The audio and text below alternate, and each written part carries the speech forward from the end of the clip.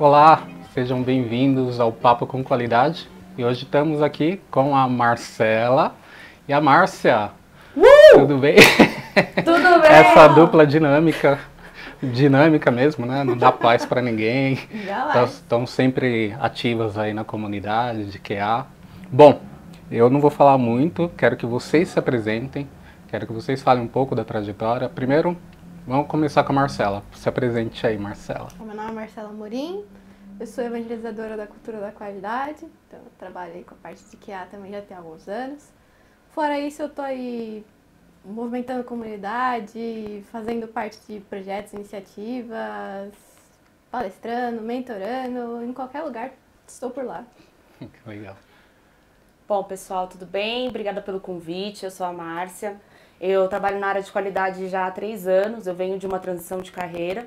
Também trabalho em paralelo com alguns projetos sociais e também eventos da área de tecnologia.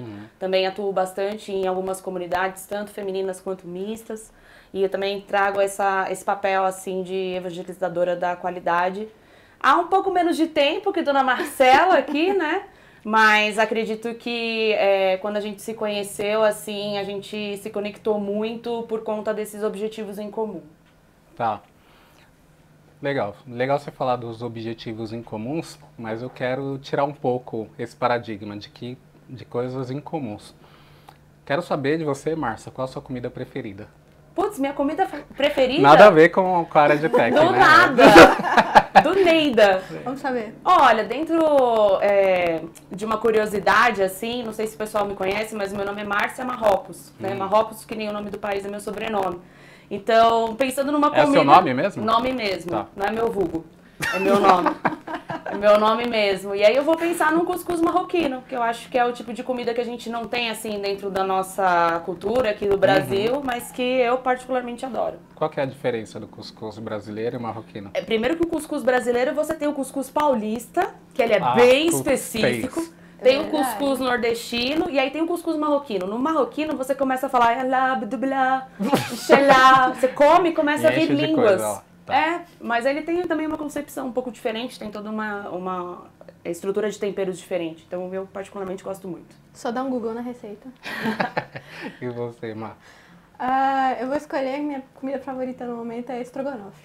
Estrogonofe? Estrogonofe. Aí, simples e muito bem feita. Uma marroquino, outra é russo. Tudo é brasileirada no final. Tá, legal. E eu sei que a Márcia tem já 18 gatos, né? Eu sei que é meio clichê, mas eu vou fazer essa pergunta. Qual o seu pet preferido? Eu sou suspeita pra falar, mas eu sou gateira. Então eu acho que tem, assim, tendo um gato e espaço em casa, a gente inclui ali. Então acho que o pet, meu animal espiritual é um gato. Eu fiz essa pergunta porque eu já fiz essa pergunta pra uma menina que tinha um monte de gato e ela falou que gostava de cachorro. Então... Às vezes a vida te dá limão, né? Às vezes o gato é mais prático, eu não sei, nunca tive gato. Sim, eu acho que ele é mais independente também. E aí a gente acaba tendo, né, dentro da nossa rotina aqui, trabalhando para esses projetos e tal, às vezes você não tem essa disponibilidade, ou outras pessoas em casa que precisam dar essa manutenção para outros animais mais dependentes. Então o animal, para mim, o gato, ele é de baixa manutenção. É bom. E você, Marcelo? Eu vou escolher o cachorro, porque eu nunca pude ter um, então morro de vontade. Tá, vamos providenciar isso aí, né? Então, cachorro, tudo de bom. Eu gosto muito de gato, mas eu tenho alergia. Então, não dá pra ter gato. Sem chance. Às vezes eu esqueço, vou na casa dos meus amigos, aí eu vou lá, brinco com o gato, daqui a pouco meus olhos ficam desse tamanho. De repente aquele, putz, esqueci. Eu esqueço. A gente já sabe que o Fábio, quando vier na minha casa, ele já tem que levar um óculos escuro. Mesmo que ele saia de casa à noite, assim, só pra não aparecer ali. 3 antialérgicos, Cartela né? antialérgico. É assim mesmo. Que tipo de música vocês gostam? Pop rock. Pop rock? É. Tá, defina pop rock. Gosto de pop, gosto de rock, então os dois juntos são maravilhosos. Michael Jackson. Pode ser. Michael Jackson. Pode Michael ser Jackson é pop. Um Queen também. Olha, pode isso ser aí, alguma subiu o coisa mais nível, assim. subiu o nível. Tá bom. E Gosto você? dos clássicos. Olha, eu sou suspeita também pra falar de música, porque se você pega aqui a minha playlist do Spotify, ela vai do louvor a Slayer em 2 segundos. Então, assim, não sou a pessoa que vai pôr a música no churrasco. Se você quiser me convidar de novo lá pro churrasco da sua casa, com seus pais, Com certeza. fica aqui também a dica, que, né, tipo, o pessoal de Mogi, região, que tem churrasco na casa da Marcela. Não me coloca Tá pra devendo, tá devendo. Seu pai me convidou, viu? Aí, ó. Não foi? Eu tô com essa leve intenção. Não, vem comer um churrasco Verdade. aqui. Tô com essa leve Vocês nunca intenção. voltaram pra Mogi, eu tenho que combinar. Aí, ó, tá vendo? Vocês vêm de Mogi pra cá, a gente vai de Mogi, daqui pra Mogi. Ah, pra comer churrasco vale, né? Com Vale, certeza. vale. Aí eu chego 2 horas antes. É. E aí eu acho que eu não tenho um estilo favorito, assim, vou transitando mesmo por vários tipos de música diferente, mas eu vou entrar no rock and roll também, que eu acho que me Rock and define roll. bastante. Defina rock and roll. Rock and roll, irmão. Eu tava esse ano no show de uma banda brasileira chamada Gangrena Gasosa, Tá. que misturam metal com música da Umbanda. Então, assim, vai desse tipo de metal ao... Aí eu repito, Queens of the Stone Age, entre outros. Tá bom. Não, eu falo de defina rock porque tem gente que fala, não, eu gosto muito de, sei lá, Jota Quest. Eu falei, nada contra Jota Quest. Inclusive aquele beijo pro meu amigo Rogério Flauzino. Polemizando, né? Falei, pô, como assim? E aí, daí pra baixo, né? Mas enfim, tem uma pergunta aqui curiosa. O que vocês fazem pra recarregar energia? Assim, um hobby, sei lá, qualquer coisa que vocês fazem completamente fora do trabalho de vocês. Eu gosto muito de ler e eu gosto muito de esporte. Então eu dou aula de judô, então pra Dá mim... aula de judô? Eu dou aula de judô, eu sou formada faixa preta, Que já tem legal. alguns anos já.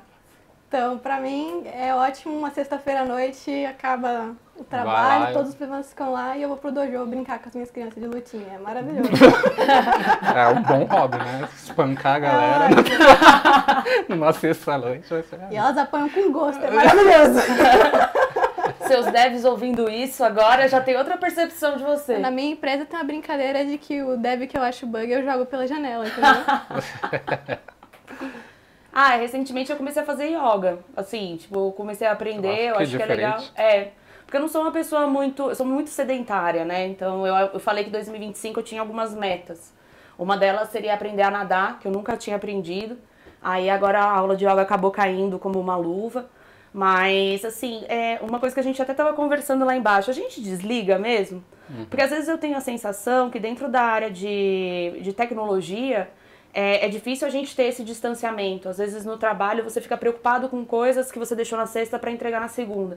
Então eu tô numa fase assim que eu tô aprendendo a desligar. Então tô tentando trazer novos hobbies para poder ter essa sensação assim de beleza, a partir daqui eu fui, a partir daqui vai me levar o senhor, entendeu? E precisa, né? Porque a área de tecnologia, queira ou não, é uma área muito criativa. Se a gente não fizer coisa diferente, a gente acaba muito enviesado e acaba não sendo criativo dentro do E ela nosso trabalho. consome muito, né? Sim. Então, E cai nessa mesmo, assim, cara, vários fins de semana eu fico pensando que como é que eu ia resolver aquele problema na segunda-feira.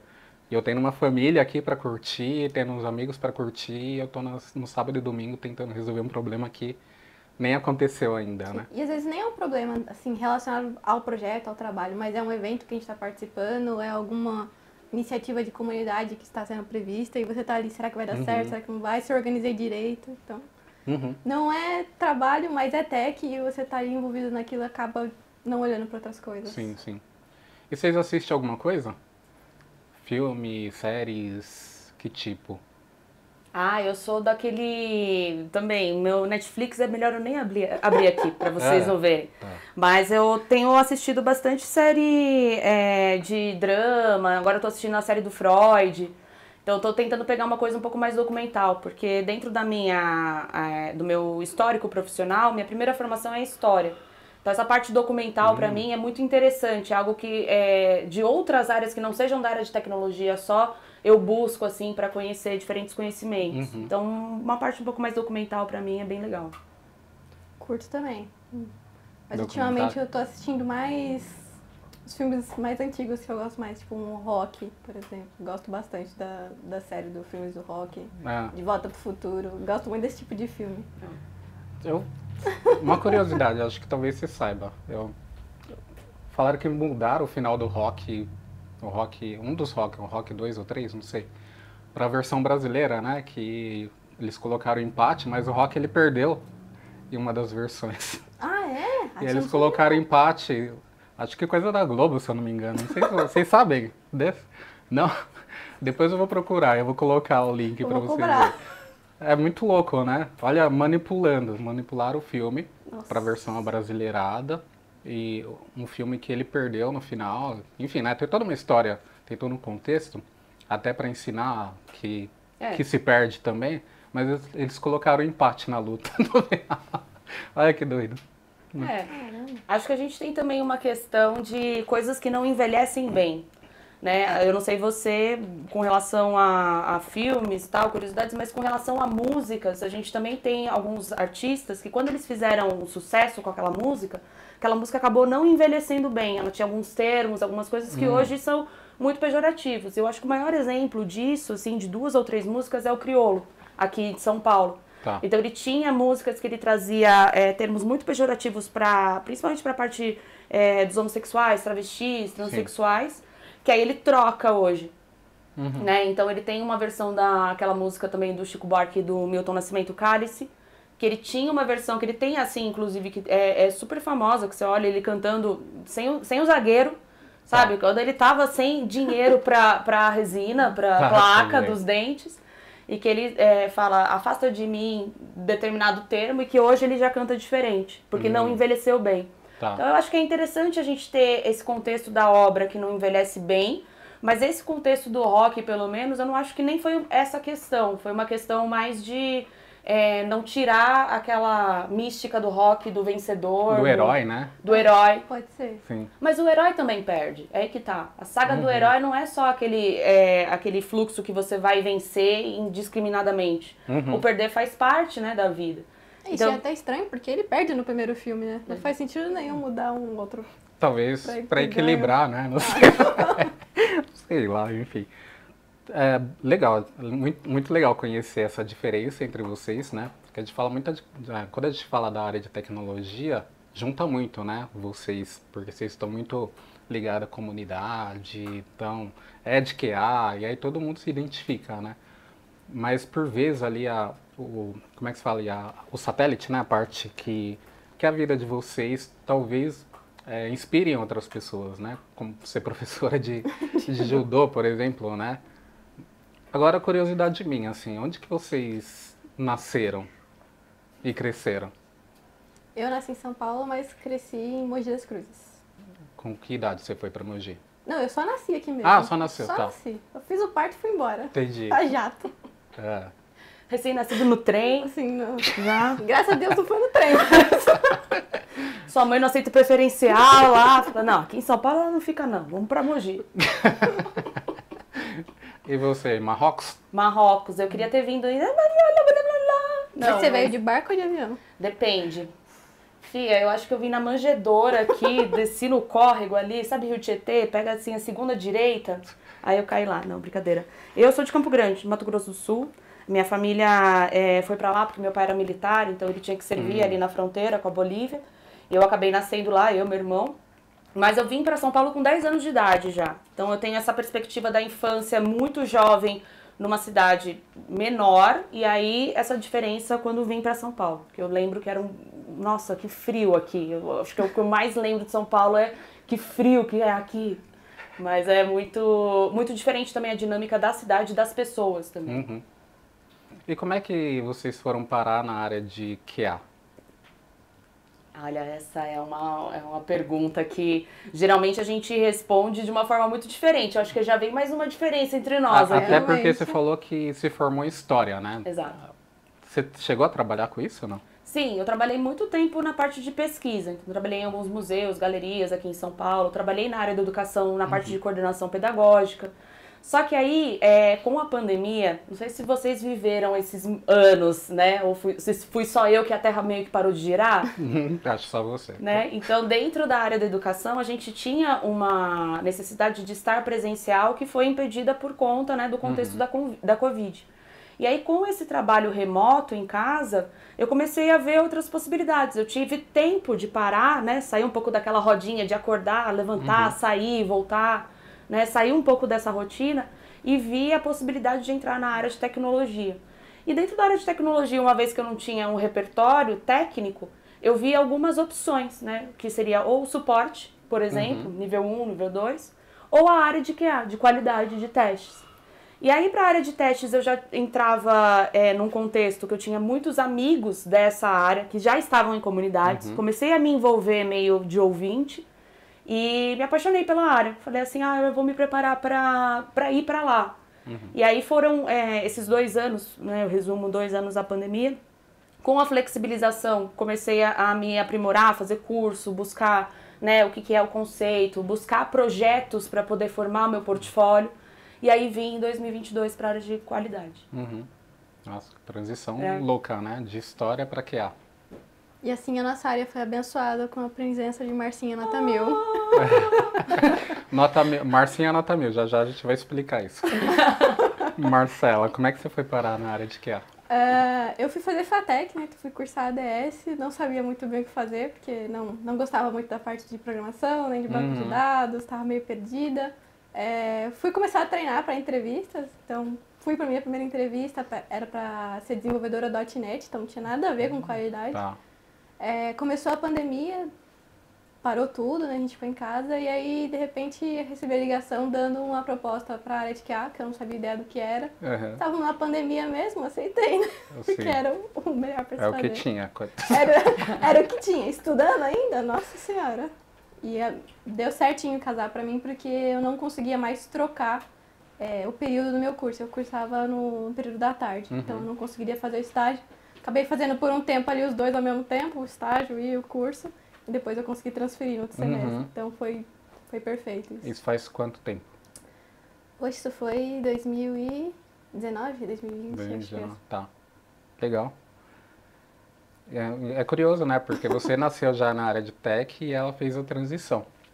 Qual que foi o maior desafio, assim, para você, obviamente, tem mudar ali de humanas para exatas? Acredito que foi um grande desafio, Sim. Mas quero ouvir de você. Qual que foi o grande desafio? Assim, pra parte técnica, eu acho que quando eu cheguei, assim, pra mim, a primeira oportunidade, né, primeiro sim, que isso também é difícil, porque eu já tinha mais de 30 anos, tinha muitos anos na área de educação, então pra mim foi difícil conseguir um primeiro projeto. Tanto que eu não consegui por conta do meu conhecimento na área de QA, do meu portfólio. Participei de alguns, vou dizer hackathons, né? Mas tem testatons, né? Digamos assim, para criar um portfólio, para não chegar muito crua. Mas o meu primeiro sim, não foi nem por conta disso, foi porque eu falava inglês. Porque era um projeto para um cliente internacional no qual, teste, eu ouvi isso da recrutadora, teste, você vai aprender aqui com a gente. Mas falar inglês, às vezes, a pessoa não tem esse conhecimento, ela teria que ficar meio que correndo atrás. Como você já tem isso, para se comunicar com o cliente e com as squads que são, né, de outros lugares do mundo, não só do Brasil, para nós fica mais fácil te dar essa oportunidade nesse momento. Então, o meu primeiro sim, digamos assim, foi um grande desafio. Mas um segundo desafio foi eu perder esse meu preconceito que eu já estava velha demais para poder vir para a área de tecnologia. Ou para uma outra área nova, assim. Tá. Eu ainda quero ser uma rockstar, né? Ainda tenho tempo. Tem, ó. Você, mano, qual que foi o, sei lá, maior desafio? Ou O maior dificuldade? desafio, Enfim. acho que foi bem parecido com o da Má, na verdade, nesse sentido. Foi entender que eu tava num lugar em que eu poderia estar. Foi o contrário. A Má tava já nos 30 ali, um pouco mais velha, achando que ela não tinha capacidade de mudar. E eu achei que eu era muito nova e não tinha capacidade de aprender. Então eu tava lidando com gente muito mais velha, com muito mais tempo de casa. E pra mim eu me achava muito burra pra estar conversando com o pessoal. Era os programadores falando línguas que para mim parecia chinês, japonês, qualquer outra coisa. É complicado, no começo é então, complicado. Então, assim, até pegar aquela manha de que podia ir, que podia realmente ser um QA pra frente ali, que você podia se impor, etc., foi um pouco difícil, mas depois a gente aprende e a gente pega na marra, né? E no meio do caminho ali, vocês pensaram em desistir? Sempre, né? Todo mundo pensa em desistir. Mas todo vencedor já pensou em desistir, né? Então, a diferença entre o vencedor e o perdedor é que você continua tentando, né? Então, é verdade. Eu acho que o desistir é muito extremo, mas é que tem momentos do projeto que estão pegando fogo de um jeito que você não tem o apoio, muitas vezes, do seu time. Você é visto como a causa raiz do problema daquela sprint. E isso pra mim é muito difícil de desassociar, assim. Eu me sinto muito responsável, muito preocupada com esse tipo de entrega, não só com a minha, mas do processo como um todo. Sim. Então, às vezes a sua liderança não tem essa percepção dessa ansiedade, dessa disponibilidade que você tá ali pra ajudar e que você quer fazer o seu melhor possível, e que às vezes, por conta de outros contextos, a gente não consegue fazer essa entrega. Então, pra mim, o desistir é muito no sentido de me desanimar com relação a processos que não são bem sucedidos, que não são bem entregues na minha régua também. Tá. A gente de QA acaba sendo muito criterioso, né? Sim. Mas eu costumo dizer bastante, assim, de entender o produto, e às vezes tem o time to market, né? Já ouviu falar? Que às vezes o produto ele tá mais lucrativo com bug em produção do que parado na sua mão. Sim. Então saber avaliar ali os riscos e colocar isso na régua, de repente... Para mim foi bem difícil no começo da área de software, porque eu trabalhava com hardware na época, né? Quando eu mudei. E assim, hardware, cara, não pode ter nada com defeito. Então você tem uma planilha lá com 2.000 itens. Se tiver alguma coisa em amarelo, vamos revisar esse item. Vai ficar mais 3 meses, mais 4 meses em desenvolvimento? Vai ficar. E aí quando você vai para software, tudo passa, né? Ah, não, deixa lá, depois a gente atualiza, manda uma atualização. É o famoso risco assumido, né? Desde que seja assumido por todo mundo, sim, né? Tranquilo, exatamente. né? Que a culpa não seja do QA. Tá, bacana. E eu queria que você desse uma dica para a pessoa que está mudando, fazendo essa transição de carreira, para as pessoas que querem fazer transição de carreira. Eu acho que dentro da disponibilidade da pessoa, né, ela precisa ter um plano muito seguido, no sentido de, olha, eu vou para a área de QA, mas se eu olhar as vagas que existem para QA, eu vou me perder, porque todo o mercado quer que você saiba tudo o tempo todo ao mesmo tempo. Que nem aquele filme, sabe, daquela japonesa? Eu me sinto meio que assim quando eu olho aquelas vagas do LinkedIn. Então, eu acho interessante você se envolver com comunidades ou com pessoas que já estejam na área e traçar um plano mesmo de estudos e de progresso, que você vai seguindo algumas metas. Então, para a transição, isso é muito importante, porque, assim, para conhecer ferramentas, linguagens, processos, procedimentos, tem muitos no mercado. Às vezes, o seu projeto não usa aquele framework que você estudou para fazer a transição de carreira. Mas que você não seja Caxias no sentido de, olha, eu sei esse outro eu não vou aprender. Não, tem que ter essa disponibilidade, tem que ter essa flexibilidade, mas sem perder o conhecimento em algumas ferramentas específicas. Entendeu? A gente tem hoje uma demanda do mercado que o QA que vai entrar na área já é diferente da época que a gente entrou. E quando eu falo da época, eu falo 2, 3 anos atrás. Sim. Até menos. Até menos. E a gente vê essa mudança de exigência, mas fica um pouco perdido para a pessoa que chegou agora e que quer vir para a área de QA.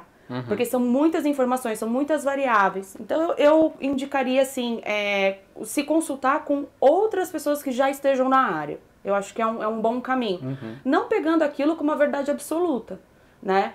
Mas que aquilo te dê um primeiro rascunho de um plano que você vai seguindo e com metas, com métricas. E você, Marcela, para quem está começando a carreira agora, não só na área de QA, tecnologia, qual dica que você dá? Bom, a primeira dica que eu vou dar é: leia meus artigos, virei QA agora. É boa, isso aí. Eu fiz uma iniciativa, tipo uma série, né, que são ali por episódios. Eu estava, inclusive, nos esquentas do QA Solidário, conversando sobre essa parte do pessoal ali entrando na área, né, o que fazer. A questão de criação de conteúdo. Então, a gente tem muito conteúdo disponível e as pessoas que estão começando se perdem no que é realmente importante, no que realmente o mercado está pedindo, porque foi o que a Má falou. O LinkedIn vai te pedir tudo, mas a realidade do mercado, que você vê quando você conversa com as pessoas, é bem diferente. Né? Então, procurar esse tipo de conteúdo mais voltado para quem está começando. Se você tem uma empresa que você está visando, já procura conversar com as pessoas daquela empresa, entender como é que é o setor, quem são os próprios clientes deles, se eles prestam um serviço ao invés de ser um produto. Então, essas são as dicas que eu daria para quem está começando, ter um norte e se preparar bem. Tá, bacana. Vocês tiveram alguma treta com desenvolvedores? Não vou falar treta, vai. Conflitos de interesses. Olha, todo contorno sistêmico que é feito Tem desenvolvedor ali, se quiser descontar nele, Marcela, pode. Tem uma janela aqui. Abre a janela. Eu já Will, deixei a janela fechada já. Já para não correr o risco. É verdade. Acho que todo contorno sistêmico que é feito para atender determinado sprint... Contorno sistêmico, tá. É a famosa Gambi, né? Tá. Que a gente... uma parte interessante da área de qualidade de testes é que o teste ele é apenas uma das nossas funções, né? Acho que a maior parte do nosso dia a dia, do nosso trabalho, seria nessa integração com demais times. E é claro, né, a gente trabalha com pessoas muitas vezes remotamente, às vezes você não vê a pessoa ali fisicamente. Então o remoto te traz ainda mais essa barreira da distância, né? Tipo, de não ter a pessoa ali presencial, né? E então essa parte da falta de comunicação ou da comunicação truncada, às vezes realmente pode dar um choque entre você e o desenvolvedor. E a gente também vem de uma cultura que muitas vezes o QA ele é o inimigo do progresso. Né? Eu não digo que ele é inimigo só do dev, mas assim, é a partir daqui que não vai passar por burocrático, mim. né? Assim. Exato. Não vai passar mais por quê? É só uma coisinha, o usuário nem vai pensar nisso, né? Quantas vezes a gente já não escuta isso? Então é aquela coisa que existe também uma questão cultural, assim, né, do QA ser meio que inimigo do povo. Mas tretas, assim, acontecem, né? Eu acho que não só com os devs, mas a gente também tem tretas com outras pessoas e outros núcleos, outros nichos dentro da área do desenvolvimento de software. Mas eu acho que, assim, tem algumas histórias, assim, posso falar nomes? Eu queria falar nomes e CPFs aqui, só pra... Porque eu não guardo rancor, eu só guardo datas. Entendi. Se você passar o endereço, a gente manda um carro de som pra lá. Não, mas assim, às vezes tem mesmo, acho que alguns conflitos mesmo por falta de comunicação, assim, e por uma questão cultural. Acho que eu resumiria dessa forma. Mas sim, tem algumas situações. Tá. E você, Má? Eu sinto que as pessoas elas têm que procurar muito um culpado pelos problemas delas. Tem, sabe? né? É bem isso, assim, porque se você aponta alguma coisa assim pro time de UX, você é o vilão. Se você aponta pro desenvolvedor, você é o vilão. Se você estima uma hora a mais do que o gestor estava combinando com o cliente, você é o vilão também. Então, você vai sempre ser o vilão e o herói na história de alguém. Basta ver quem tá ali olhando o contexto, né?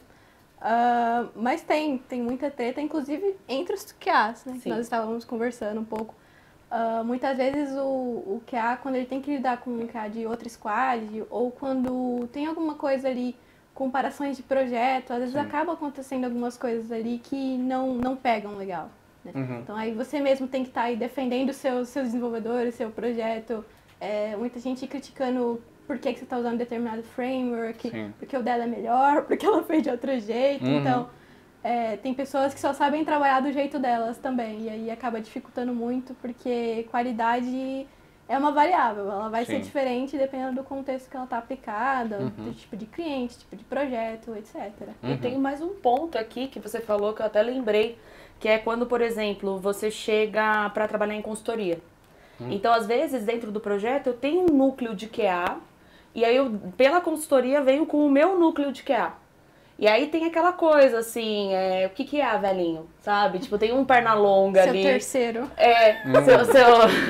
de fora, tem preconceito, né? Eu acho que tem uma questão também de dentro dessa questão de QA versus QA, de pessoas que estão dentro do projeto ou estão numa squad específica e chega você para dar uma força porque alguém entrou de férias, de licença maternidade, né, em algumas questões mais específicas.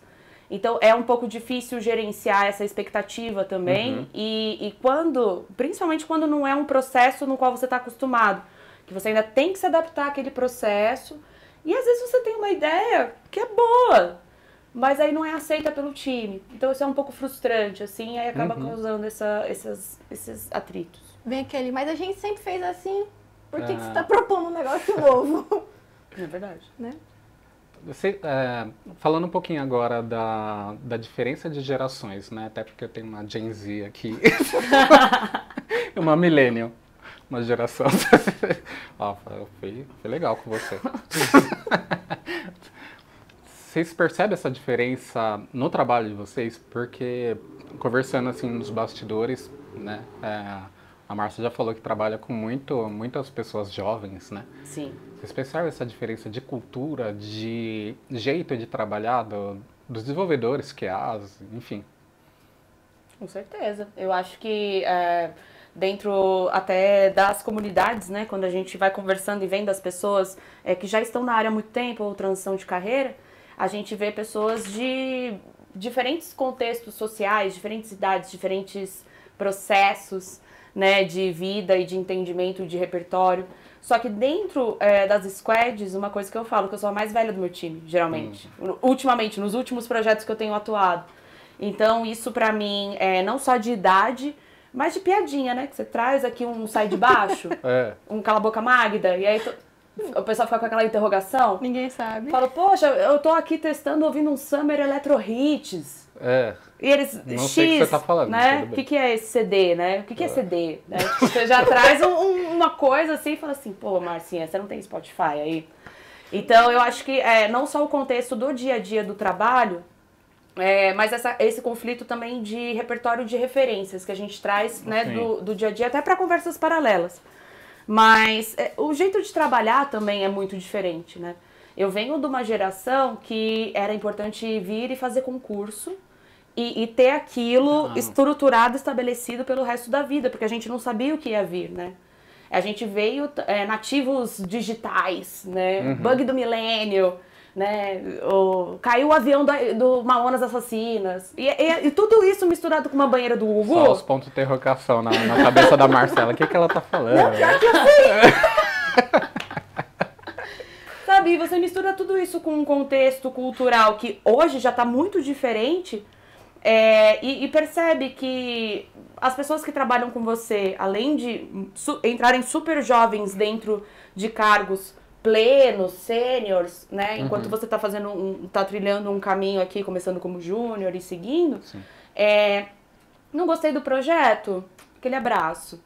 Não gostei do horário? Aquele outro. Então, acho que eu trabalho com pessoas que encaram o mercado de uma maneira muito mais líquida, muito mais volúvel do que a minha geração. E do que as gerações anteriores. Eu não sei se você concorda com isso, que você está aí nessa função, nesse fluxo. Bom, eu tenho a experiência completamente ao contrário, porque eu entrei como sendo a pessoa mais nova da minha empresa a ser contratada. Então, eu só lidava com pessoas mais velhas do que eu. Não tinha muito, assim, eu tinha que me adaptar, entendeu? Ao mesmo tempo que eu também acabei trazendo formas diferentes de ver coisas diferentes também, então teve bastante ganho. Lógico, ó, depois de mim, já tem mais de 5 anos, então veio vários estagiários depois, inclusive eu treinei vários estagiários, fiz seleção de novas pessoas para as equipes, etc. E a gente percebe que tem diferença e eu me sinto muito no meio de tudo, assim, porque eu não sou um, eu não sou o outro, e eu fico só olhando, assim, parecendo aquele meme que o cara tá assim, sem entender nada. Mas a gente percebe uma diferença muito grande, assim, entre o pessoal que tá mais preocupado com estabilidade, né, que já tá aí criando família, que já tem ali uma certa posse, já tá aí comprando apartamento, etc. E tem o pessoal que quer jogar, fazer freela e musculação. E se tiver alguma coisa dessas não se encaixa na agenda dele, ele sai. porque as outras coisas são mais importantes. É verdade. Então, também tem essa questão da liquidez, né, que é um conceito do Bauman, ele também traz muito isso, né, dessa geração líquida que a gente tem, tanto com relação a dinheiro, com relação a relacionamentos, e a empresa acaba sendo um relacionamento que você vai ter muito longo, né, se você cuidar bem, porque como ele é líquido, o pessoal tá fazendo com que ele fique lá 3 meses, não gostou, ele sai. E acaba chegando até em alguns pontos aí num certo mimimi de a pessoa falou torto comigo, não quero trabalhar nesse projeto mais, não quero ver a sua cara mais. Sim. Ah, mas essa pessoa tá 5 anos na empresa. Ah, então eu saio da empresa. Então eu perco o emprego, mas não quero falar com fulano mais. Então tem todo esse tipo de contexto também. O mercado favorece para que elas tenham essa escolha, será? De ficar ou de sair? É. Acho que os pais favorecem, né? O patrocínio é muito forte, acho que gente. sim, né? Até porque eu tenho 2 jeans e filhos. Eu vejo muito hoje o pessoal não tá preocupado Com a em carreira, ser talvez. independente e ter uma autonomia com relação a isso, sabe? Não é mais o pessoal assim, não, eu quero sair de casa. Não, assim, eu tô em casa, meu pai tá pagando algumas isso é contas, verdade. eu tenho um dinheiro, eu vou gastar assim. Eu quero a minha autonomia para eu sair para ir para show, para eu sair com meus amigos, para eu fazer viagens, mas eu não quero estar pagando contas. Tá. Então tem essa questão Mas também. uma coisa que eu vejo muito diferente, mas é legal, é que essa geração, não vou generalizar, tá? Mas eu vejo pelos meus filhos e alguns conhecidos, assim, até pessoas que trabalham comigo. Elas não têm mais a necessidade de ter um carro, ter casa, ter objetos, né? Trabalho com uma galera que tudo de 20 a 26 anos. Eles não querem ter carro, porque é tão fácil andar em São Paulo, ou no Rio, ou qualquer outro lugar, né? De essa locomoção, ter metrô, ter Uber, enfim, ter patinete, né? Que tem um monte de patinete aqui. Então eles não querem, não ter essas necessidades de ter coisa, ter carro, como a gente tinha na nossa época, né? Não sei. E até a questão de ter casa também, cara, enquanto eu tiver onde morar, tá tranquilo, né? Eu queria pensar assim também, né? Mas enfim. Às vezes dá até uma certa invejinha, assim, dessa geração. Sim. E eles são muito criativos também, né? Sim, e depende muito do contexto também, né? Porque, por exemplo, São Paulo, grandes capitais, você tem a questão do metrô, do Uber, mas tem cidades que hoje, mesmo em São Paulo, no estado de São Paulo, que não tem um Uber. Então a pessoa também fica muito limitada, né? Então depende muito do contexto em que ela está inserida ali, da cidade dela, do ecossistema que ela está. Sim. E eu percebo também que tem coisas assim que essa geração, elas pensam muito fora da caixa.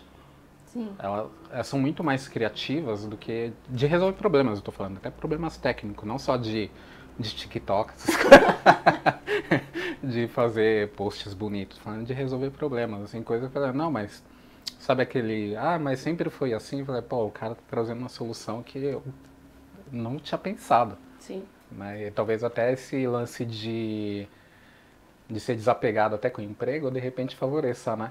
Essa mas criatividade. A gente tem que pensar também, eu acho que um ponto importante para trazer é que na nossa época, tudo era muito difícil de você conseguir. Então, assim, mesmo para você que tinha internet discada na sua casa, era determinados dias ou horários que você consumia um pulso, né? Que você consumia, que você limitava um telefone, não tinha o telefone celular assim tão acessível, né? Não tinha internet na rua. Então a gente teve uma fase de transição para esse mercado digital, para esse mundo digital, que foi trabalhosa. Para a geração seguinte, eles já vieram com isso mastigado, com isso mais acessível, com isso dentro de casa. Então a gente hoje vê na rua assim bebês, né, com a tela já naquele olho, e a dopamina ali, 5 segundos dopamina, 5 segundos dopamina. Então eu acho que a criatividade ela vem também de uma velocidade de pensamento, né, de necessidade de velocidade, de entregas. Então eles olham assim às vezes o caminho mais curto, que a gente vai olhar um caminho um pouco maior, levando outras variáveis em consideração. Então eu acho que a criatividade e a resolução de problemas está condicionado também a uma visão limitada de ter que entregar aquilo rápido o suficiente para que a dopamina eu não perca, entende? Então, essa coisa da dificuldade de, quando eu estudava, assim, se eu tivesse uma Wikipedia perto ali à disposição, eu copiava, entregava os relatórios. Não, Wikipédia não, Wikipédia não. Não, Wikipédia sim. Eu adoro essa fonte, Vozes da Minha Cabeça. Exatamente. Não, mas eu quero dizer assim, até na questão de facilidade, que a Wikipédia, por exemplo, por mais que seja colaborativa, que não seja uma fonte confiável, não usem a Wikipédia, vamos combinar? Não façam isso. Mas uma fonte, né, como o Google, como hoje em dia o ChatGPT, que assim, tá acessível para todo mundo. E é engraçado que você vê também que apesar dessa geração ser muito criativa, você bate o olho numa publicação da pessoa e vê aquele texto, você fala assim, gerado por inteligência artificial. Eu sou criativo para criar um prompt, mas eu não sou criativo para criar um texto do zero. Então eu acho que também tem algumas limitações nesse conceito de criatividade e de entrega, né, dessa geração. Sim. O meu filho estava até reclamando esses dias que ele teve que participar de um processo no Goop, né? Aquela ferramenta maravilhosa de seleção. Eu falei, pô, mas que processo chato, bem-vindo. Não, e eu tive que fazer um monte de provinhas lá, aquelas provas que são de terceiro do Goop, né? Pra ver cognição, escrita e tudo mais. Eu falei, porque essa nova geração, por vezes, ela sabe escrever, mas ela não tem a lógica de escrita, não tem a lógica de interpretação, né? Exatamente. E até aí jogando para um outro extremo, né? Jogando para outro extremo é que essa geração acaba ficando meio preguiçosa também, porque tem tudo nas mãos. O ChatGPT escreve, né? Eu vou pegar textos prontos, vou publicar por vezes ou não, e acaba criando preguiçosos também, né? Sim, e essa questão que a Márcia falou também do muito estímulo, ali desde muito cedo, né? Também acaba deixando ali que a pessoa, ela cresce, né? Eu vejo isso nas crianças que eu dou aula, elas não conseguem ficar paradas, elas não conseguem ter foco, sabe? Prestar atenção, ficar quieto e entender o que você está falando. Você vai falar com ela, olhar nos olhos dela, e ela não vai entender nada do que você está falando. Daqui 3 segundos você tem que repetir de novo. E se você virar de costas e olhar de novo, ela já nem tá ali mais, se você bobear. Então, a gente vê aí muitas mães também, hoje em dia, retrocedendo essa parte dos desenhos que as crianças estão assistindo, esses desenhos muito coloridos, muito rápidos, né?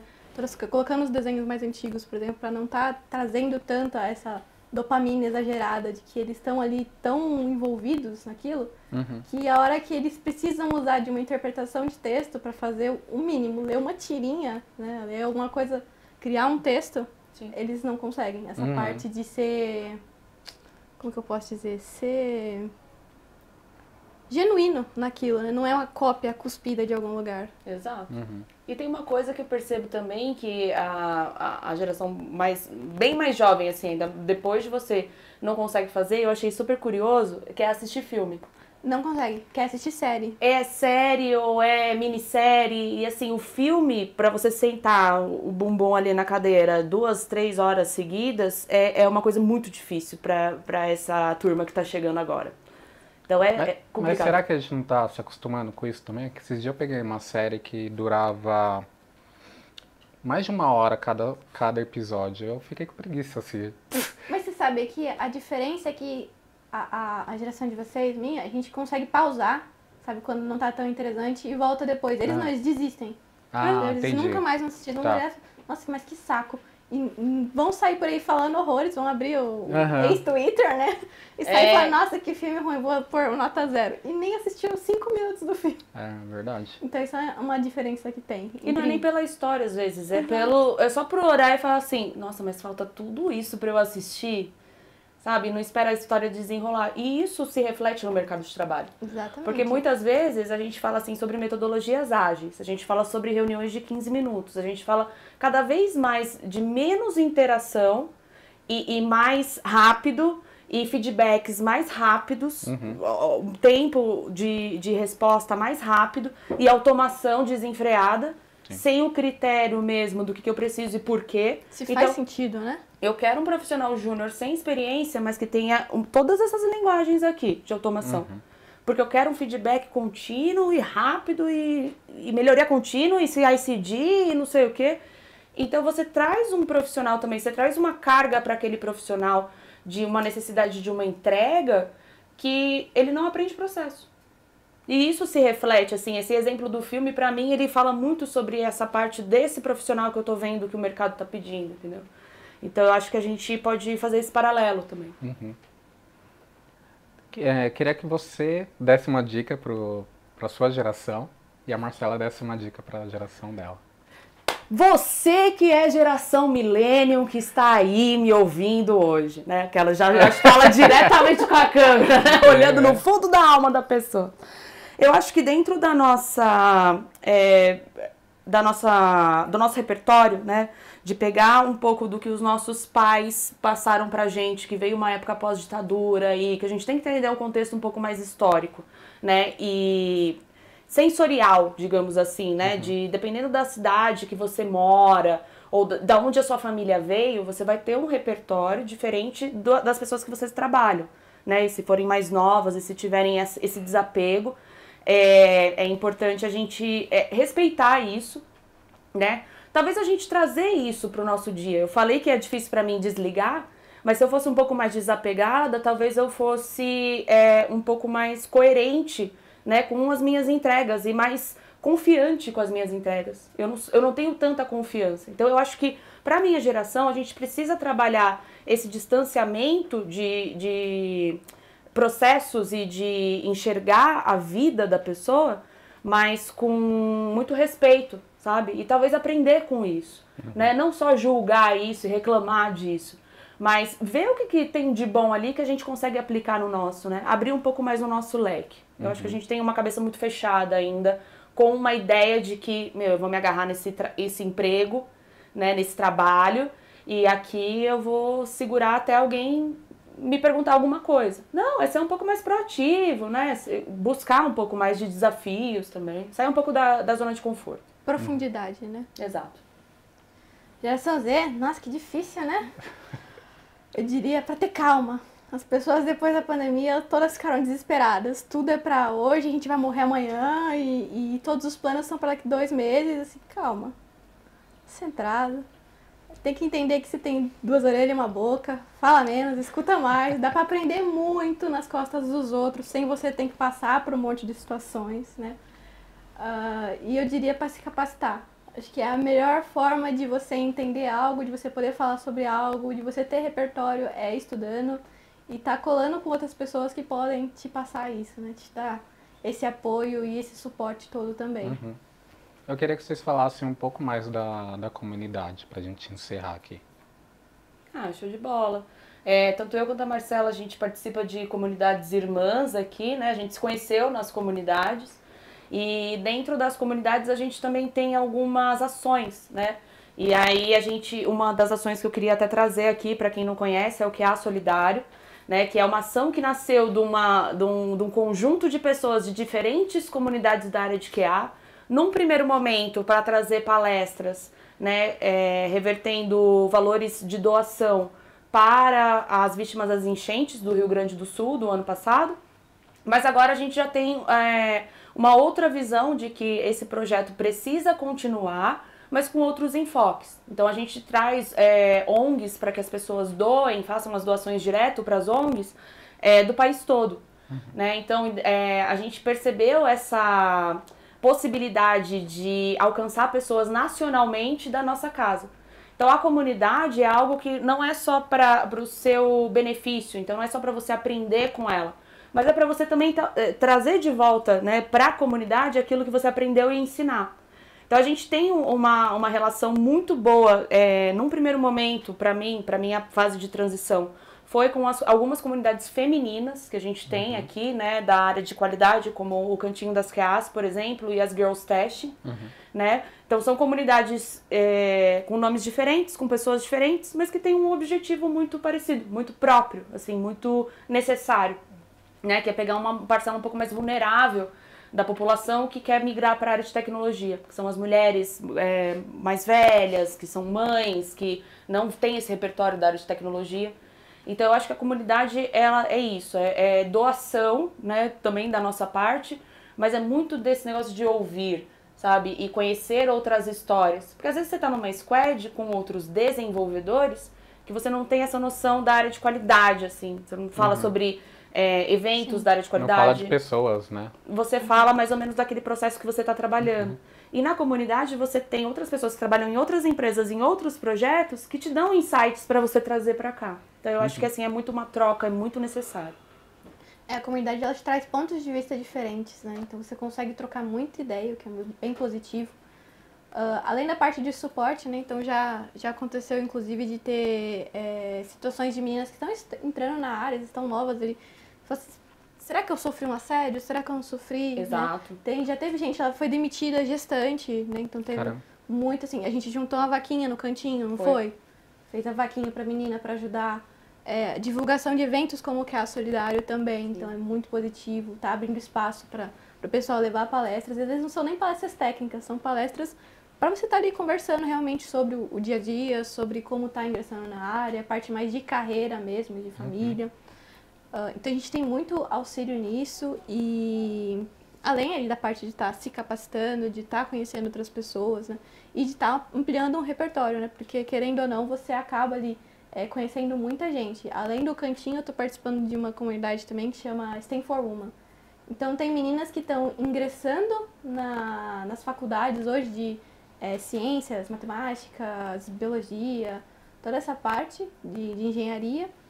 E tem as meninas que estão aí já na área, já palestrando e tudo mais, no mesmo núcleo. Então tem as que estão decidindo se vão entrar, tem as que já entraram, as que estão saindo e as que estão ficando.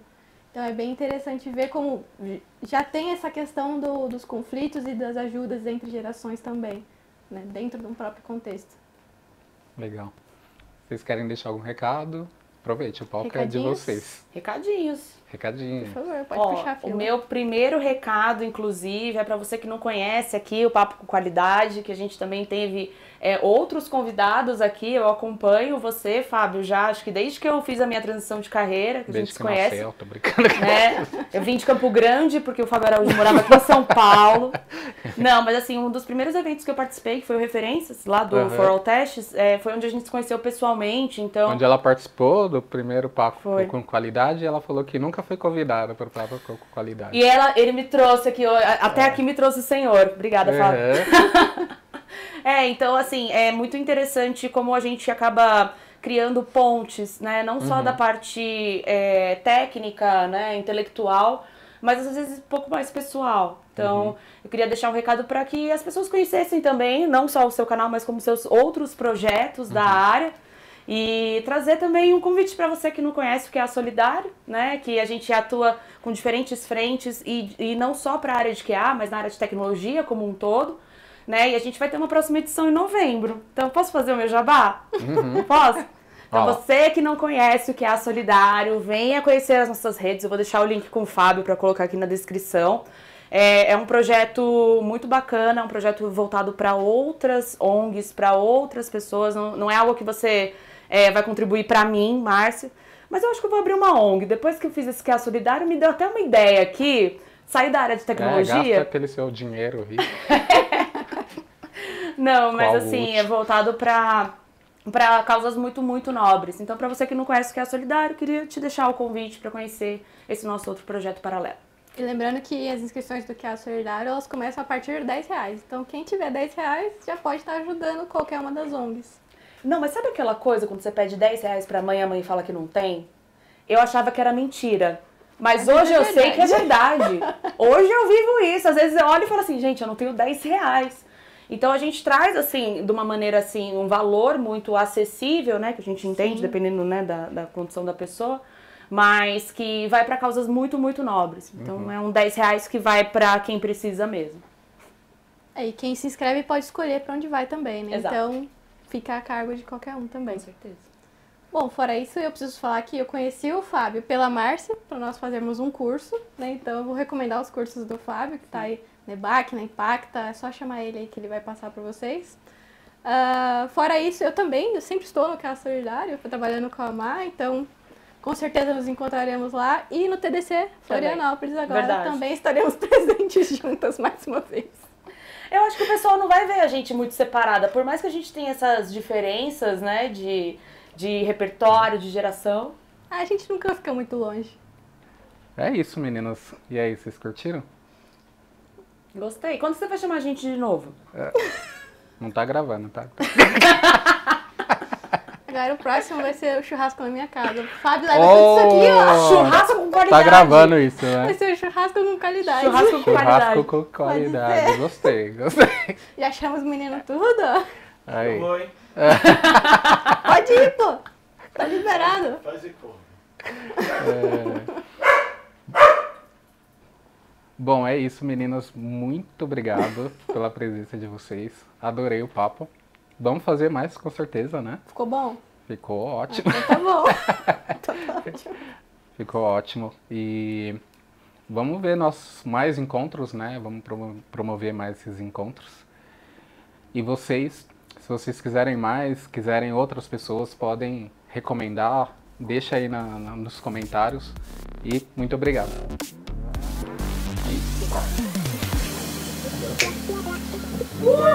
Boa, pessoal!